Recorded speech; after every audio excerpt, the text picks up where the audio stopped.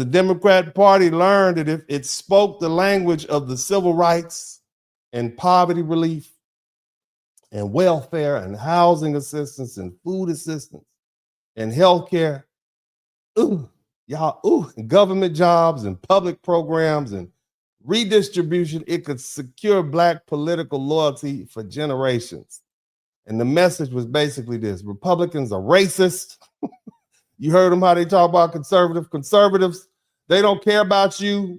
They're only for big business and capitalism. And remember, capitalism is bad because y'all are socialists now, right? Y'all been brainwashed to believe capitalism can't work for you because that's what your elites told you. Because every time you did capitalism, they just came through and burned up all your stuff and lynched you. All right? Republicans just want to abuse you. Racist white America, a bunch of Republicans, most of them are down south anyway, and they robbed y'all of y'all land, right? And what we're going to do is the Democrat Party, we're going to use the government, somebody type Zaddy, we're going to use the government to protect you and feed you, give you a house in the projects. We're going to educate them, chilling of yours. We're going to provide all these programs for you. We're basically going to give you what you feel you're entitled to. Somebody type entitlement. See, and that sounded like justice to a lot of Black people. That's what it sounded. It sounded like justice. Somebody type justice. Y'all took all this from us? Yeah, we owed this anyway. But over time, it also trained far too many Black people to look to government before they look to themselves. See? And that's the danger. And our ancestors weren't waiting on the government before they built. They understood politics, but politics wasn't a substitute for building. We knew that. You can't vote your way into a new house. You can't vote your way into some money in the bank. Politics was there to support, to protect what you've already built. But see, the welfare state model slowly changed that relationship. Instead of asking, what can I own? Now you got Black folks saying, what do I qualify for? Instead of asking, what institutions can I build? Too many Black folks start saying, well, what program can we get into? Instead of saying, how do we control our land and schools and banks and businesses and media and law and capital, Black folks start saying, well, what benefits are available? And see, that's not power, that's managed dependency. And now, are y'all learning something, by the way? Am I boring you all? Are you learning something? I need to know. I'm excited about this. It's exciting to me. It's exciting. We still on the same subject. I'm gonna bring all this home to degeneracy in a minute, but I'm excited. If you're excited, type excited in the chat room. You learning something? You learning something? Okay. All right. So now, at the same time, okay, at the same time all this is going on, right now, somebody type right now at the same time back then, right? Something else is happening at the same time. Second wave feminism. Second wave feminism began rising in the early 1960s. In 1963, you had a lady named Betty Freeman. She published something called A Feminine Mystique. In 1963, Congress passed the Equal Pay Act. 1964, Title VII, Civil Rights Act. Stop, women couldn't even work, girl. You couldn't even get a damn bank account, right? So they passed that. 1966, you had the National Organization for Women was founded. On October 29th, you had 1960. Now, somebody type now. It adopted a statement of purpose calling for women to enter full participation in society. You got to get a job, girl. These feminists said women need to work as hard as men. That's what they said. Those feminists said, these women, we need to get these women out here. Women need to be able to work as hard as men. 9 to 5, 16-hour days. That's what they fought for. Get out of that kitchen, sitting at home, living that soft life, girl. You're going to work. You can be a man now. That's congratulations, ladies. You got equal rights. Now you are able to work as hard as a man. You should be proud of the accomplishments of these feminists. I'm proud. I'm happy for you. And then, of course, Roe v. Wade, they give you a right to, baby deletions.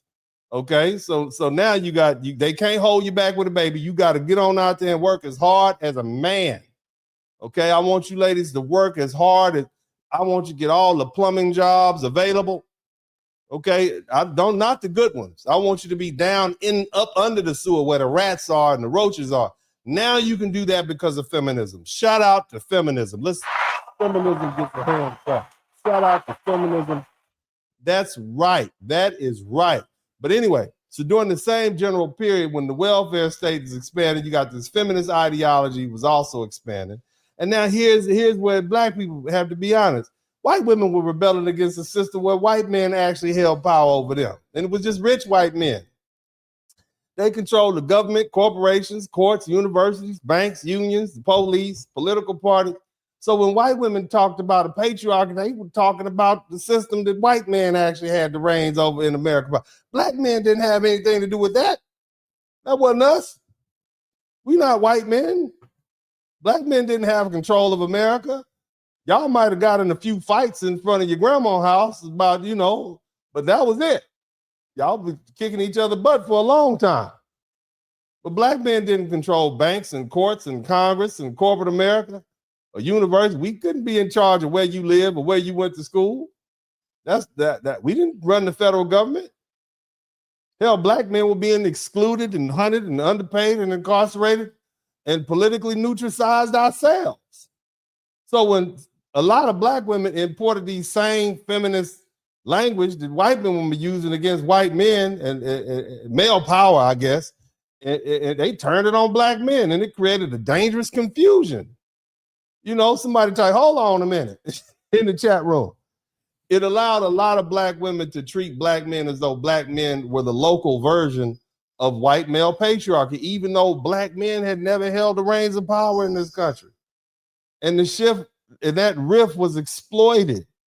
Okay, so the welfare state gave a government, became Zaddy. You didn't need your black man anymore. You had Zaddy. Okay, he had a stronger role in your home. Instead of working out your differences as black folk had did, and like most people do in their family units, and coming to some understanding, black women said, she had financial option provided to her by welfare and the government to summarily dismiss black men from the home. I don't need you anyway, Larry, right? Or as the famous saying goes, I don't need no man. And so black family was already under pressure from job loss, discrimination, housing policy, incarceration, all this economic displacement. And that combination was devastating. It told black men you're not necessary. It told black women you're oppressed by black men in the same way white women are oppressed by white men. It told children the government is your new daddy, okay, and they can replace the family. It told politicians benefits can produce loyalty, just pay them. It told activists grievance can become power, and it told the community if the systems owe you, then building for yourself is secondary, okay? And that's how the entitlement grows. That's why y'all don't like me. That's why y'all rather hear somebody say we're victims. And that's why when I came out a couple of weeks ago and said, no, this is what the law says, I'm not going to lie to you and tell you you're a victim when this is clearly what the law says, even if it turns out to be that you're not the victim, you're the perpetrator. You understand? Now, but because black people are natural, so none of it, look, the entitlement is there is not because black people are quote unquote lazy. Somebody type IQ in the chat room. Okay. It's not that black women are naturally disloyal or black men are naturally irresponsible. Entitlement grows when a people are injured and then taught to interpret every injury as a claim against somebody else while being discouraged from rebuilding the internal institutions that once made them strong or us strong. That was the trap.